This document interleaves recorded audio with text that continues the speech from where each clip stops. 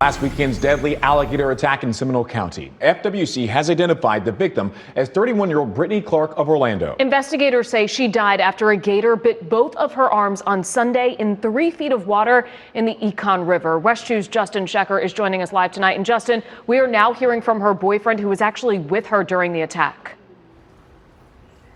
In the last hour, NBC News got a statement from the boyfriend of Brittany Clark. He says she loved going out in the water every chance she could, and never in a million years they've seen this nightmare coming.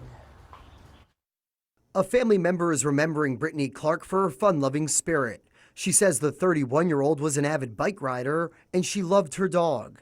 An online fundraiser describes what happened to her as a completely bizarre accident. People need to understand this is a very rare situation. Frank Robb has more than 3 decades of experience dealing with Florida alligators. He offered some insight about the active FWC investigation into the deadly encounter Sunday afternoon in the river at Little Big Econ State Forest. FWC has a lot of steps they'll go through. They'll look at bite patterns, look for DNA, things of that nature. Florida Fish and Wildlife officials say they captured and killed 2 gators.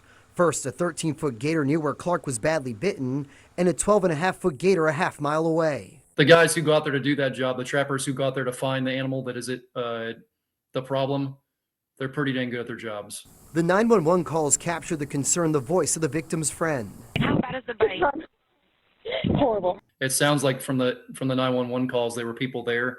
Having an eyewitness to what happened definitely helps the situation. Now, to confirm if either of the harvested gators were involved in the deadly attack, FWC is submitting DNA samples to a lab in Gainesville for testing. They'll be looking first and foremost in the animal's mouth and then its stomach. West 2 has reported on 3 gator attacks within 7 days in Central Florida. You can find alligators in pretty much every body of water in Florida.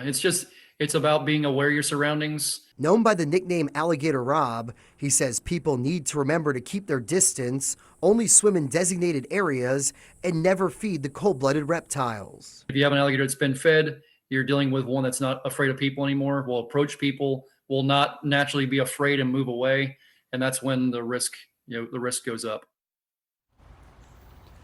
And a family member set up that online fundraiser for Brittany Clark. It says the family is trying to raise money to return her remains to her parents in California. Covering Seminole County Live, I'm Justin Shecker, West 2 News.